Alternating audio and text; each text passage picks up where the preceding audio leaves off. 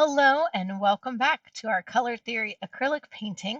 We're going to work today on lesson 311 and we are doing day one of painting that main subject element in our composition. So before we jump into this, we do want to make sure that our subject matter is painted so that it does look 3D as a reminder. And so we're going to start with lighter colors and do that. But before we can really jump into that, we do need to take a look and put some blocking in behind. So what I mean here is we have this area that is going to be painted for our crab or whatever your subject matter is, but I've got white areas, I've got dark purple, magenta, red areas in there, and we really want to just kind of block this out and make this one more consistent color. It's not necessarily going to be solid, but more consistent color. So I'm going to use some white in to do this. So I'm going to put some white on my palette to help lighten this out. And if you have a color that you think that you're going to use for the crab, you can use a little bit of that. And my crab is going to be a combination of blues and some reds. So I'm going to go ahead and grab this cobalt blue that I've opened up already. And I'm just going to put a tiny little bit about here. This is like, think of it like tinting a primer, just to give us that a little bit of something in the background. So I'm going to start with my brush and I'm going to load some white paint onto my brush, maybe just a little bit of blue, and I'm going to go around and paint in this background. A little bit of white, maybe just a little bit of blue, and I'm going to kind of block this in. Now, I am painting with this brush. You might want to use a little smaller brush, especially when you get into tiny little areas. But the idea here is I'm just going to kind of want to try to make this all more consistent or one solid color. So white, just a little bit of blue. Blue is going to be one of the colors that I'm going to use in my crab. So think of that. And this is going to take multiple coats. You're not going to get this done the first time around. You do not want to go too dark. We want this to be pretty light, but the goal is to really try to make it more consistent.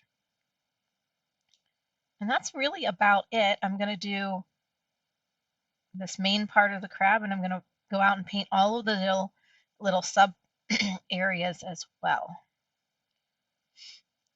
Let's see here. Do you want to pay attention to my edges? Because I need to keep this clean so that as I paint here,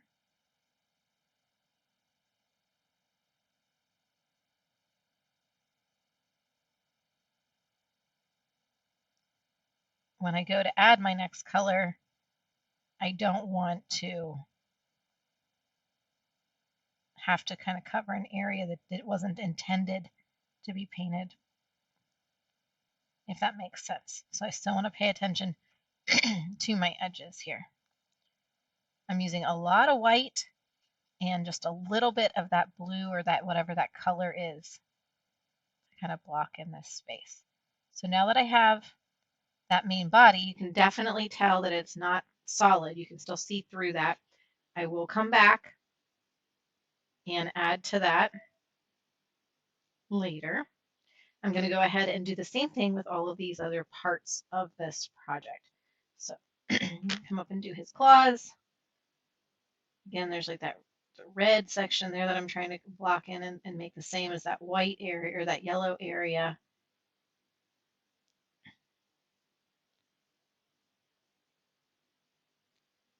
A little bit of that blue.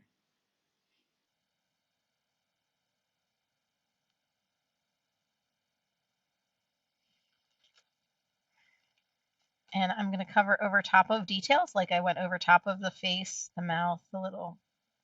And here I'm going to do the same thing with the claws. Highlight that, which will eventually be a white, I know. I'm going to paint those edges, try to even out that color.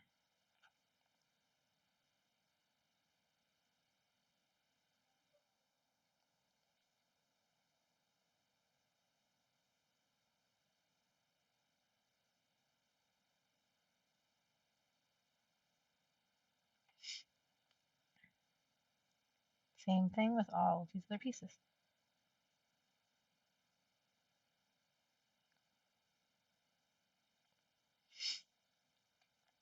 And I'm turning my canvas a lot so that I'm always pulling that brush, keeping those edges nice and clean.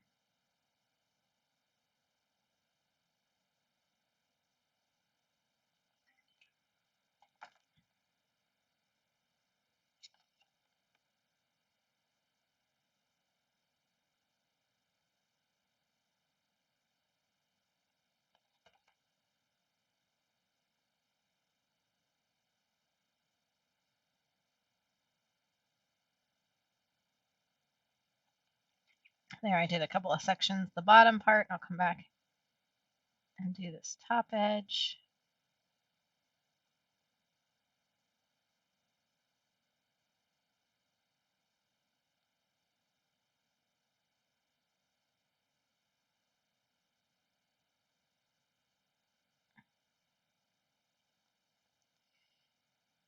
This is going to take time, so you just need to take your time, kind of fill in and block in those colors. You can start to see how that's starting to look. I'll let this all dry and then I'll go back over probably and put another coat over top of this.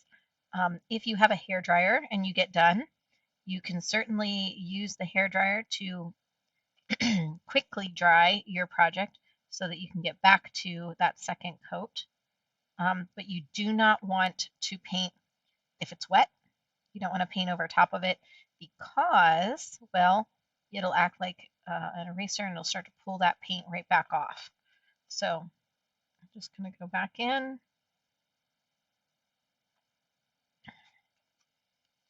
You might say, why blue? Well, I am doing like a Maryland blue crab kind of feel. My background on this one is warm, and I will tell you that I will be doing on my blue background that I have behind me here, the crab is going to be more pink, more red, brown. So I'm doing something just a little different on this one, kind of alternating those background colors. Okay, so there's that.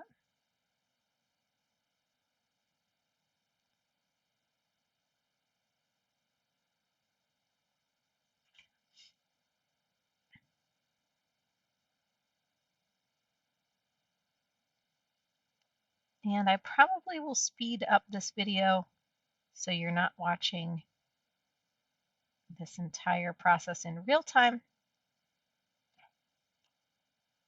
But just know that this just does, it takes time.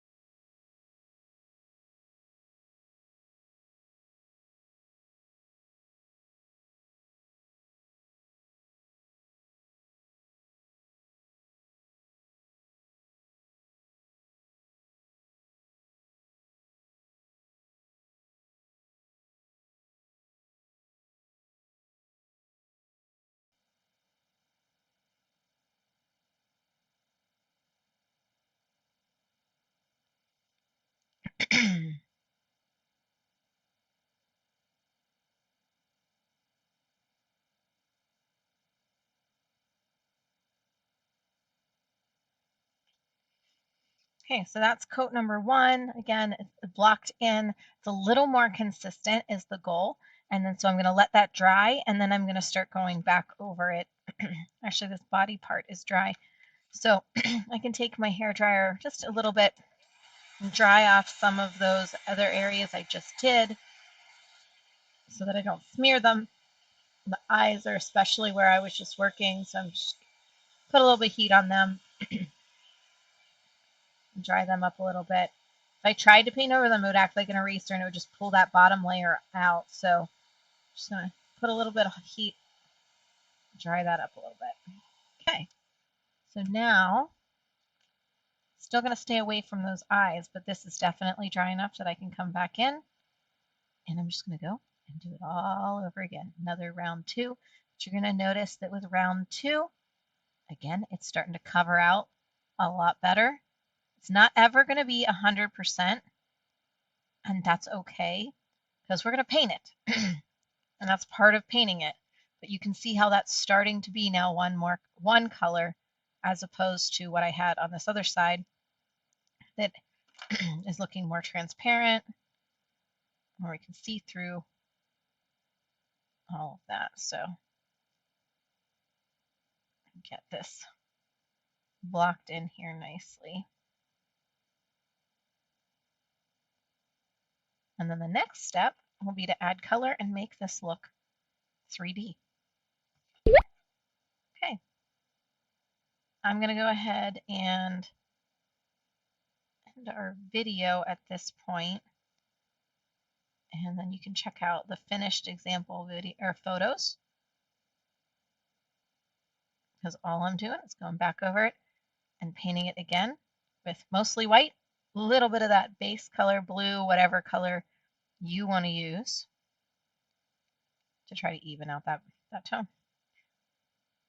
Okay. So at this point, once you get this completely painted a second time, including all of the other little sub areas, you're going to want to make sure that you take your progress photo and submit that progress photo to your progress sketchbook for this step of the project. If you have any concerns or questions about this step of the project, please reach out and let me know. Otherwise, enjoy the process.